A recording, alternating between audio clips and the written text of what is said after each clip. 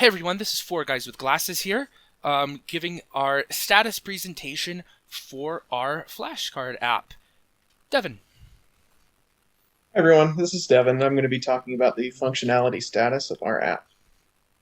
Starting with the required features, first we have adding and saving flashcards locally. So far we've got this, all the framework set for this. We just need to implement the saving option to record these cards. Second is the ability to mark cards for review. This function has been completed. We have the option to mark a card as incorrect and it flags it for further review.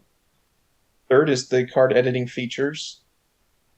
This goes in with creating cards and it allows you to have a template to put the information in the desired format. Fourth is an initial set of cards for users. We've included a basic set of cards that just has the names of our group members so far that we can go through and test. Five is the ability to have multiple sets of cards per user. We're still working on this function. It's tied in with the ability to save cards in a file framework, so we're still processing that right now. And number six is the card animations and transition. We haven't had a chance to implement this one yet. Ben is still doing research on that and gathering information on how to best implement. For our stretch goals, we have our score that we've started the framework for but haven't fully implemented. And two is the ability to transfer packs with other users online. This we haven't had a chance to implement until we really nail down the saving function, and then we will be able to pursue how to do that via email or links. Ryan? Hey, I'm Ryan. So for status of our risks, they're basically the same risks that we identified from the beginning. First up, we've got data storage. We thought that using a database would work well, but we've been unable to get that working. So we just recently switched over to trying to work with the internal file storage.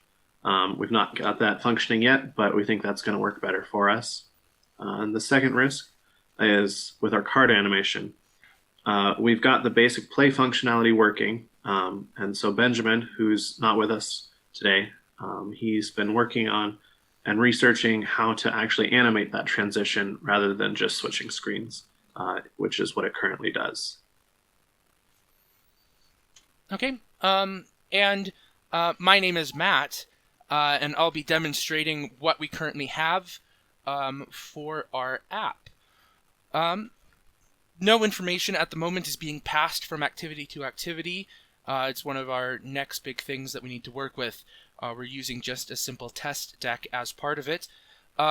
Inside of our editor screen, we have screens set up where we can easily be able to create a deck once we implement our save functionality, including things about preserving deck order and enabling random sides of cards to appear.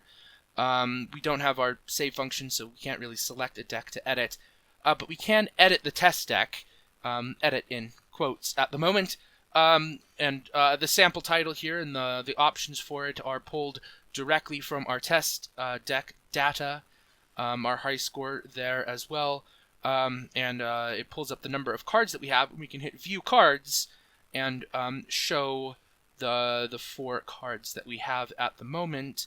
And if these are long pressed, they'll pull open a page where ideally we will be able to edit exactly what the cards say from inside of the app. On the other side, the main user interaction side, we have our play deck functionality, which has our play screen page, just some sample stuff there. As you can see, my name pulls up on the top left there, and when we hit flip, the buttons change and my last name appears instead of just my first name. And this could then be marked correct or incorrect, whichever one is pressed. The next person's card is brought up, flipping and going to the incorrect card also does the same thing, and the hitting skip brings it to the next card without having to interact true or false are correct or incorrect with that activity. And when we reach the end of the deck, at the moment, instead of saying that the deck is finished or whatever exactly we want to do when a deck is complete, we just have it looping around to the next card to enable us to be able to continue testing even with such a short deck of cards. This has been our status update. There's still a lot of stuff for us to get working on, but there's nothing that seems to be really big and out of reach at the moment, so we just need to keep plugging away and fixing the little tiny things as they come up, but we feel confident that we will be able to meet our requirements and the stretch goals that we listed today by the due date. Thank you very much for watching our status update. If you have questions or comments, please let us know, because those would be great to answer. Have a great day. Bye-bye.